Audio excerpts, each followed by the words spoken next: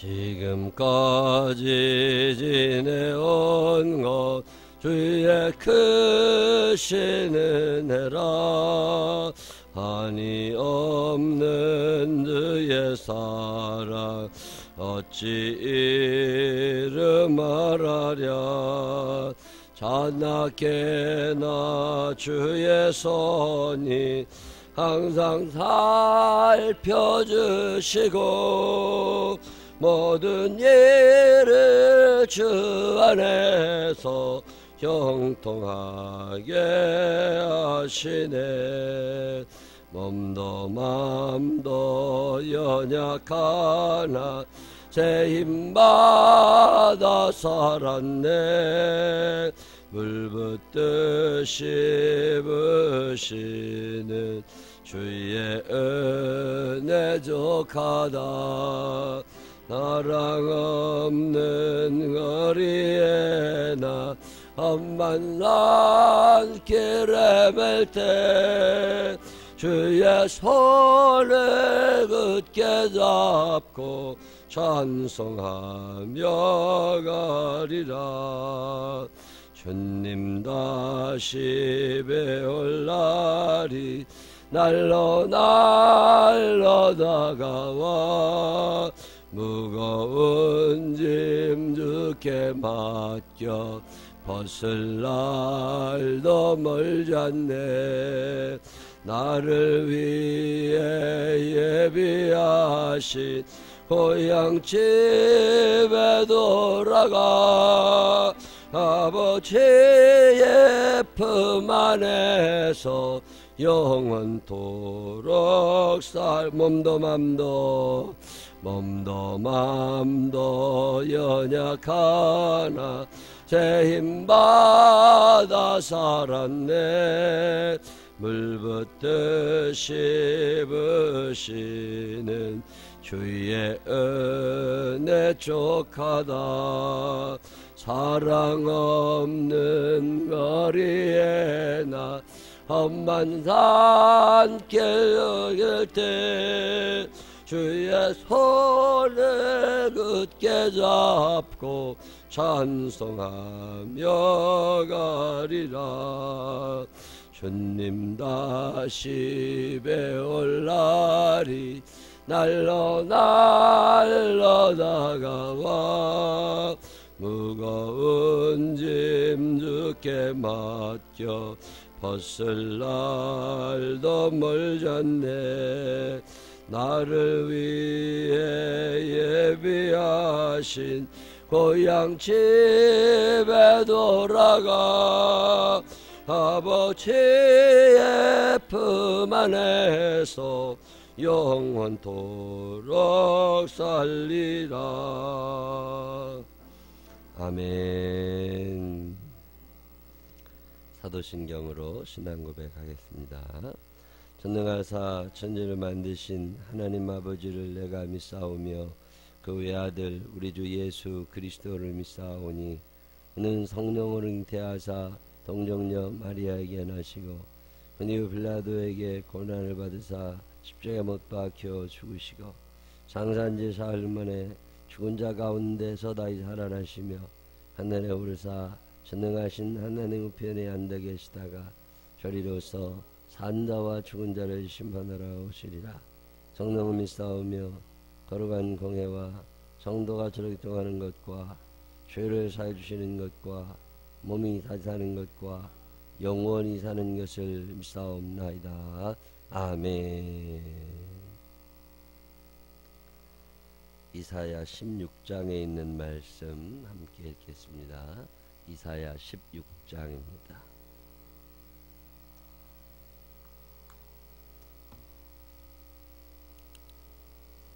너희는 이 땅 통치자에게 어린 양들을 들이되 셀라에서부터 광야를 지나 딸 시온 산으로 보낼지니라.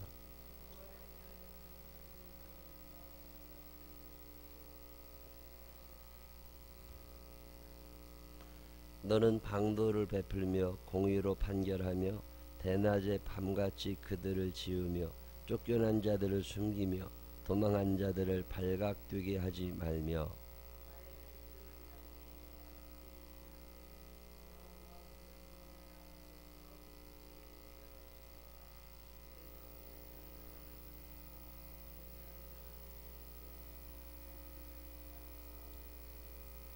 다윗의 장막에 인자함으로 왕위가 굳게 설 것이요 그 위에 앉을 자는 충실함으로 판결하며 정의를 구하며 공의를 신속히 행하리라.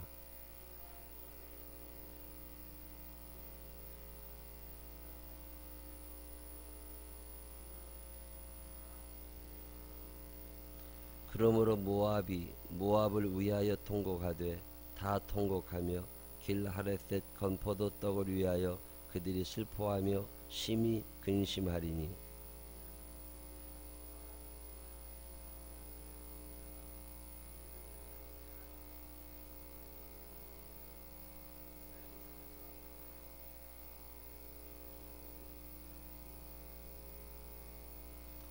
그러므로 내가 야셀의 울음처럼 십바의 포도나무를 위하여 울리라.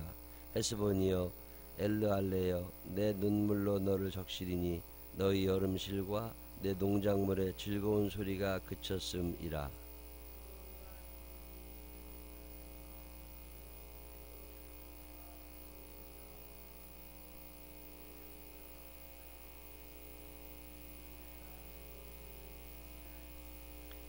이러므로 내 마음이 모압을 위하여 수금같이 소리를 바라며 내 창자가 길하레셋을 위하여 그러하도다.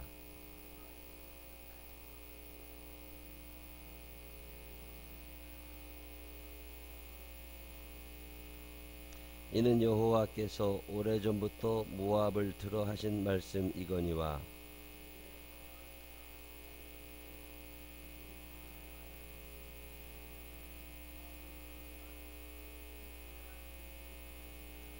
그 남은 수가 심히 적어 보잘것없이 되리라 하시도다. 아멘. 살아계신 하나님의 은혜가 우리와 함께 하시기를 주님의 이름으로 축원합니다.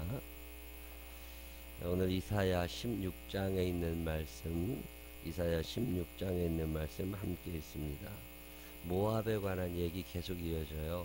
어제 우리가 읽은 이사야 15장에도 모압을 심판하시는 하나님 이야기, 오늘도 모압이라는 나라를 심판하시는 하나님 이야기. 어제는 너희가 이렇게 멸망당할 거다, 그런 얘기 쭉 하시면, 오늘은 그 멸망당한 후에 너희들의 삶이 굉장히 피곤하고 힘들어질 거다, 그런 얘기를 쭉 쓰십니다. 관계성이라는 게 있어요. 사람 관계 잘하는 사람, 대인관계 능력 좋은 사람 있죠. 최근에, 옛날에는 권위주의적 시대, 계급이, 직급이 모든 것을 결정하고 위에 사람이 얘기하면 아래 사람이 듣고, 이제 패러다임 쉬프트, 이제 그런 일은 안 일어납니다. 참 옛날에는 상상도 못했던 일들이 요즘에는 일어납니다. 윗사람이 아무리 얘기를 해도 밑에 사람이 안 듣습니다. 그러면 그만두면 되지 않느냐고. 그만두게도 못합니다. 이제 그만두지를 않아요. 그리고 말은 안 들어요. 그러면 해고하면 되지 않느냐고. 해고하면 고발합니다. 그러면 사장이 결국엔 힘들어지는 그런 시대가 이제 와요. 이제 이미 와 있어요. 옛날처럼 얘기하면 듣고 내가 명령했으니 너는 따라라, 이제 그런 때가 아니라는 거죠.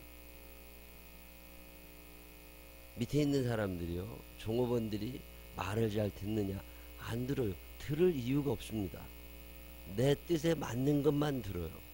그러면 회사를 그만둬야지. 일단 취직한 사람은 그만두게 할 수가 없습니다.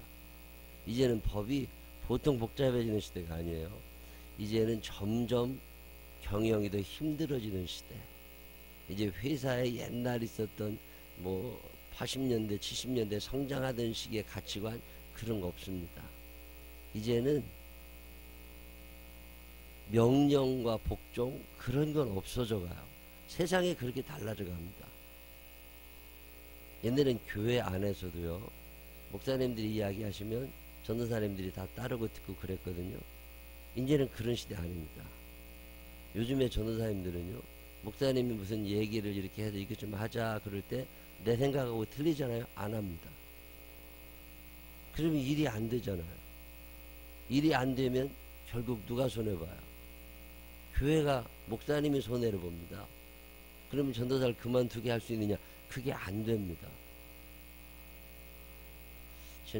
지지난주인가 대전에서 목사님을 상대로 소송이 일어났어요.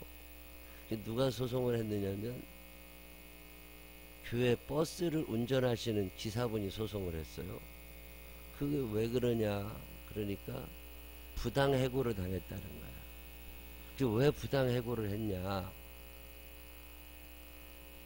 수요 예배가 7시 반이거든요. 보통 교회에서 사람을 고용할 때는 계약서를 쓰질 않습니다. 여지까지 그래본 적이 없고, 전도사님 계약서 쓴 적 없고, 사무원을 고용할 때 무슨 노동계약서를 별로 쓴 적이 없이 그냥 교인들 중에 한 사람 아니면 어려운 사람 어떻게 해가지고 이렇게 와서 일하게 하고 되게 그랬었지 계약서를 쓴 적이 없습니다. 근데 그 교회 기사분이 이 교회가 조금 규모가 있어서 25인승 뭐 이런 버스가 있었나 봐요. 수요 예배를 드리고 나면 저녁에 예배 끝난 다음에 운행을 하잖아요. 야간 근무 수당을 요구를 한 거예요. 철야가 끝나면 이렇게 운행을 하잖아요. 그러면 그것도 야간 근무 수당. 새벽기도 끝나고 운행하고 새벽 전에 운행할 때도 야간 근무 수당을 달라는 거예요. 자, 그러면 낮에는 운행이 없단 말이야. 예배 때만 운행이 되니까. 그래서 교회가 그런 적이 아직 없다. 이거 월급만 받으면 된다. 그랬더니 노동쟁의 신청을 했어요. 그래가지고서 법은요, 법대로만 해석합니다. 상황을 전혀 고려하지 않습니다. 법은 법리로만 해석하거든요. 해고도 못하고, 그 목사님보다 월급을 더 줘야 되겠어요. 교회에서 월급을 제일 많이 받아야 되는 거예요. 그게 참 난감한 문제가 생긴 거죠. 옛날처럼 말하면 듣고 이런 시대가 아닙니다, 지금. 그래서 이거 어떻게 해야 되냐. 참 복잡해진 거예요. 자, 교회 사무원은 출근 시간과 퇴근 시간이 되게 정해져 있죠. 근데 예를 들면 수련회를 가서 2박 3일을 있었단 말입니다. 그러면 이 사무원은 교회 교인으로서 2박 3일을 갔다 온 거예요? 사무원으로서 갔다 온 거예요? 교회 교인으로 갔다 왔다고 우리는 생각할 수 있지만 본인이 나는 사모를 위해서 갔다 왔다가 우기면 24시간 철야 수당을 줘야 됩니다. 이제 이게 법이라는 게 생기면서요. 그래서 요즘에 얘기하고 듣고 명령하고 듣고 이런 시대는 지나갔다는 거예요. 어떤 교회는 부목사님들 2명, 3명이 노동조합을 결성했어요. 그래가지고서 단체로 새벽기도를 안 나옵니다. 여러분 가능하다고 생각하세요? 우리 생각에는 말도 안 되는 얘기지만 이제 믿음 그런 거 없다고. 그래서 돈이 제일인 시대, 자본주의 시대가 된 거죠. 돈이 제일인 시대. 야, 이거 앞으로 교회가 어떻게 될까? 유럽 교회가 그러다 무너졌어요. 미국 교회가 그러다 무너졌어요. 지금 대한민국이 그렇게 가고 있습니다. 이제는 고용이 너무 어려워요. 제 친구들 중에 회사 사장하는 애들 물어보면요, 사람이 없는 게 아니래요. 사람이 뽑고 싶어도 사람이 없대요. 일거리가 없는 게 아니라 뽑고 싶어도 사람이 없대. 얘가 나중에 어떻게 달라질지 아무도 몰라. 그래서 너무 조심스럽대요. 사람을 뽑을 수가 없답니다. 믿을 만한 사람을 구할 방법이 없대요. 차라리 일을 안 하면 안 하고 돈을 안 벌면 안 벌었지, 그런 사람 하나 잘못 뽑아놨다가 회사 날린다는 거야. 자, 이런 시대에 어떻게 윗사람과 아랫사람이 함께 살아갈 수 있을까? 하나님을 향하여도 마찬가지입니다. 하나님께 대하여도 옛날에는 하나님의 말씀입니다. 그러면 우리 다 들었어요. 근데 요즘 사람들은 안 그럽니다. 하나님보다 내가 더 높아졌어요. 왜 종업원들이 말을 안 듣지요? 직원들이 사장보다 자기가 위에 있습니다. 네가 나한테 월급은 주지만 너는 내 말 들어야 돼. 이런 식의 사고를 가지고 있는 종업원들이 어마어마하게 늘어나고 있습니다. 막노동을 하시는 분부터 시작해서 고위직에 있는 사람들까지 다 마찬가지예요. 참 힘들어진 시대가 이제 됩니다. 이제 그럼 이 관계를 어떻게 해나가야 되냐. 회사, 기업 문화, 공무원 문화 이런 거 없습니다. 그저 개인주의만 남아있는 시대가 돼요. 어떻게 해야 되나 고민이 참 많은 시대. 하나님의 말씀입니다. 그러면 들었어요. 옛날에 서기관들은요, 성경을 옮겨 쓰다가 하나님이라는 단어가 나오면 붓을 새로 썼다고. 그만큼 어렵고 그만큼 권위를 인정해드렸고 그만큼 전능하신 분임을 인정했습니다. 근데 이제는 그러지 않아요. 하나님이 누군데 나랑 아무런 관계없어. 안 됐습니다.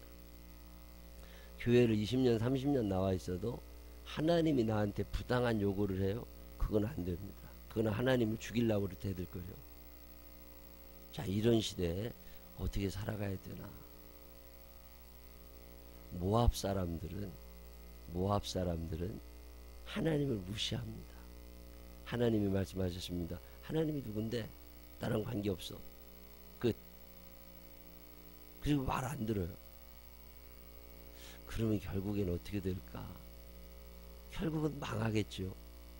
근데 참 놀라운 일은 본인이 망할 거를 모릅니다. 본인이 마음만 먹으면 하나님도 무너뜨리고 싶다고 생각해요. 마치 요즘에 종업원 일하시는 분들, 고용인들이 내가 마음만 먹으면 언제라도 회사를 무너뜨릴 수 있다고 생각하는 것과 똑같아요. 모압 사람들이 한 일이 그런 일이에요. 내가 하나님 말 안 들어도 아무 문제 없어요. 그건 뭐 나랑 관계도 없는데. 그리고 그냥 무시하고 살았어요. 하나님이 참 싫어하시는 것 중에 하나가 이 무시당하는 거예요. 사람은요, 무시당하면 화가 납니다. 부부간에도 무시당하면 화가 납니다. 부모들이요, 자녀에게 무시당하면 화가 납니다. 사장이요, 종업원들에게 무시당하면 화가 납니다. 다 화가 나 있어요. 종업원들도 사장님이 자기에게 부당한 요구 화가 납니다. 정상적인 요구를 해도 내가 부당하다고 느끼면 부당한 거야. 정상적인 내 일이라 할지라도 내가 기분 나쁘면 부당한 거야.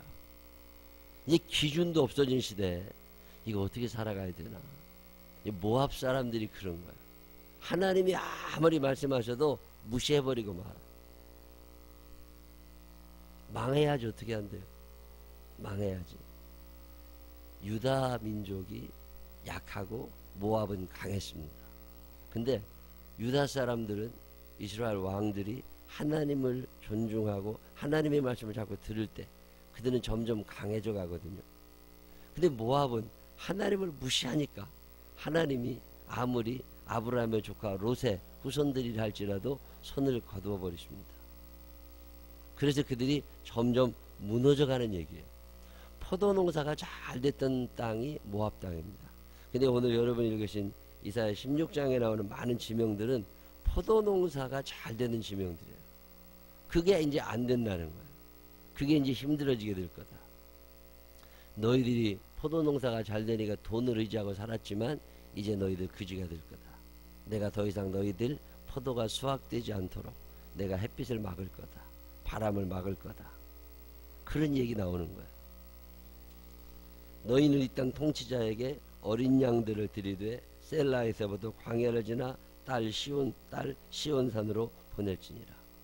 옛날에는 유다 민족에게서 종업을 받은 적도 있었습니다.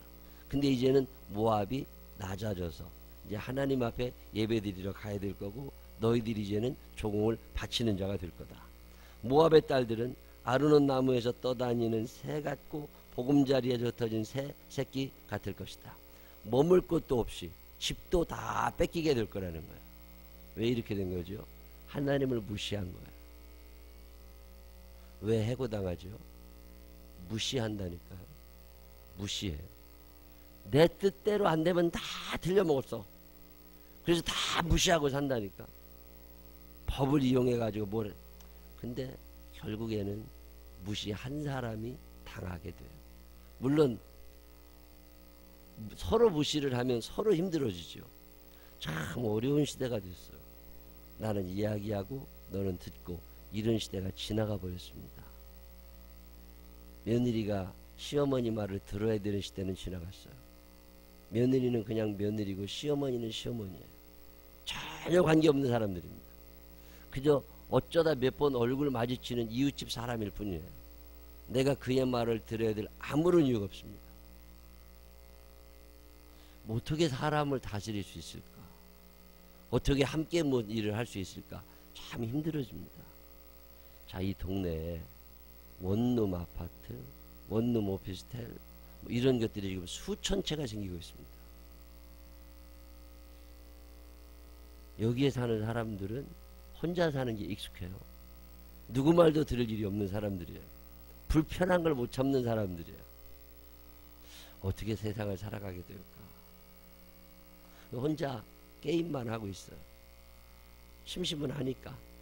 다른 사람들과 어울려서 배드민턴을 친다, 탁구를 친다, 무슨 족구를 한다, 이런 것보다는 혼자 놀아야 돼. 왜 혼자 놀죠? 무시당하는 게 싫어. 무시당하는 게 싫어. 하나님은요, 무시당하는 걸 굉장히 싫어하십니다. 모압 사람들이 하나님을 무시한 거예요. 관계성이라고 하는 게 참 중요한 시대를 삽니다. 이 관계를 좋게 하는 방법 중에 하나는 존중해 주는 거예요. 부모가 자식을 존중히, 자식이 부모를 존중히, 사장님과 고용인들이 존중히, 서로 존중해 줘야 되거든요. 근데 이게 참 쉽지 않아요. 하나님이 뭐라고 그러시느냐면, 너희는 나를 무시할지 몰라도 나는 너희를 존중히 여길 거다. 그리고 존중히 여겨주시죠. 그러면 모압 백성들은 어떻게 해야 돼요? 하나님이 나를 존중히 여겨주시니 나도 하나님을 존중히 여겨야지. 이건 사람이지요. 그러면 심판받지 않습니다. 마귀는 그렇게 두질 않아요. 왜 너를 존중히 여기는 줄 알아? 네가 훌륭해서 그래. 그러니까 저거 무시해도 돼. 이런 마음을 줍니다. 끝까지 하나님을 무시해요. 하나님이 그렇게 위해 주셔도. 이거 어떻게 해야 된대요? 그래서 하나님이 화가 나신 거예요. 하나님이 진노하셔서 그들의 교만을 꺾으십니다. 그래서 아주 그지같이 만들어 놓으셔요. 그런 다음에는 회복이 안 됩니다. 너무 늦었어요. 너무 늦었어. 이미 해고당하고 나면 늦었습니다. 제가 이렇게 보니까 갈등 해결 능력이 너무 떨어지는 시대를 삽니다. 대인관계 사람 살다 보면 갈등이 늘 있거든요. 이 갈등의 해결 능력이 좀 있으면 그냥 굴러가요. 근데 갈등의 해결 능력이 없으면 제대로 살지를 못합니다. 왕따 당하고 직장 생활도 제대로 못해요. 지식 교육보다 중요한 게 그래서 사회 관계성이잖아요. 하나님이 모압을 싫어하시는 게 그런 거예요. 좀 신중하게 행동을 하면 좋겠는데 자기 기분대로 행동하는 거죠. 그래도 국경까지 다 쫓겨납니다. 교만하고 돈이 있으니까 물질을 의지하고 사는 거죠. 6절에 뭐라 그럽니까? 우리가 모압의 교만을 들었나니 심히 교만하도다. 그가 거만하며 교만하며 분노함도 들었거니와 그의 자랑이 헛되도다. 이 한 절에 교만하다, 교만하다, 거만하다, 교만하다 이런 말이 계속 반복됩니다. 교만한 사람들의 특징이 뭐예요? 다른 사람을 무시합니다. 말 안 들어요. 하나님을 무시합니다. 순종하지 않아요. 그러니 망해야지 어떻게 한대요. 망하고 나면 다 실패하고 나면 뭐라고 생각해요? 아, 내가 너무 교만했구나. 하나님 용서해 주세요. 그런 일 없습니다. 원망하고 분노하기 시작합니다. 그래서 나에게 힘들게 한 사람들에 대하여 아주 철저하게 보복하려고 합니다. 그게 마귀가 하는 짓들이에요. 그래서 우리가 기도해야 돼요, 안 해야 돼요? 하나님, 그런 사람 되지도 않게 하여 주시옵시고 그런 사람들 만나지 않게 하여 주십시오. 요즘에는요, 교회에서 월급을 받고 일하시던 분들에 의해서 교회가 무너지는 시대를 삽니다. 얼마 전에 어떤 목사님이 글을 올리셨더라고요. 교회가 이렇게 어려워지고 있는데 아무도 책임지려는 사람이 없다. 교단도 전혀 관계하지 않는다. 니들 일은 니들이 해결하려고 돈만 받아간다. 그렇게 써놨더라고요. 교만한 사람들은 우리 주변에 끊어지지 않게 나옵니다. 그 사람들 때문에 우리는 점점 힘들어질 수 있어요. 그렇다 할지라도 오늘 성경은 무슨 말씀을 하느냐면 다 그렇게 한다 할지라도 너는 하나님을 무시하지 말라는 거예요. 하나님을 무시하지 말고 하나님의 말씀이면 순종하고 살아가라는 거예요. 하나님이 경고해 주실 때 그 말씀을 들으라는 거예요. 우상숭배를 하기 시작합니다. 12절에 모압이 그 산당에서 피곤하도록 봉사하며 자기 성소에 나가서 기도할지라도 소용없으리로다. 그들이 우상숭배 계속 하러 다니지만 소용없는 짓이다. 이제는 하나님이 안 들으시고 안 봐주신다는 거예요. 오늘 이 어려운 시대를 살아가는 지혜가 우리에게 필요하게 됐습니다. 이걸 어떻게 해야 되나? 그 고민을 참 많이 해요. 그 방법 중에 하나가 관계성이라는 거예요. 하나님과의 관계를 좋게 가지고 사람들과의 관계를 좋게 가지고 그래서 특별히 큰 일, 중요한 일이 아니면 좀 양보도 해주고 좀 이해도 해주고 하나님이 참 오래 참으시는데 그럴수록 사람들의 요구는 더 세집니다. 그렇다 할지라도 하나님이 또 기다리셨는데 안 되니까 모압을 징벌하시는 이야기가 이사야 16장에 있는 이야기예요. 교만한 사람들 언젠가 다 무너집니다. 내가 무너뜨리지 않아도 무너집니다. 거만하게 구는 사람들 다 무너집니다. 내가 무너뜨리지 않아도 언젠간 무너져요. 악한 사람도 악한 날에 적당하게 지으셨다고 더 악한 사람 만나 무너집니다. 그래서 우리는 이 땅을 살면서 남들이 나를 무시한다고 해서 나도 무시하면 안 됩니다. 그는 나를 무시할지라도 나는 그 사람을 존중히 여기며 살지요. 그게 그리스도인의 삶의 방법이에요. 그러고 살다 보면 하나님이 어느 순간에 나를 무시했던 그 사람을 손봐 주십니다. 내가 뭘 하려고 하지 말고 사람을 자꾸 무시하다 보면 하나님도 무시하게 돼요. 우리가 하나님을 존중히 여기고 하나님의 말씀을 최고로 소중히 여기고 하나님을 높여드리는 마음으로 사람을 높여주라는 거예요. 좋은 관계의 비결 중에 하나가 그 사람을 높여주라는 거예요. 그 사람을 대접해주라는 거예요. 오늘 성경이 그 이야기예요. 모압은 하나님을 무시하고 유다를 무시하더니 그의 주동산물이었던 포도원들이 무너지기 시작하고 우상숭배하러 다니던 산당이 무너지기 시작하고 나중에는 유다에 와서 사정하지만 그때도 또 유다가 들어주지 않고 하나님의 큰 심판 속에 무너진다는 거예요.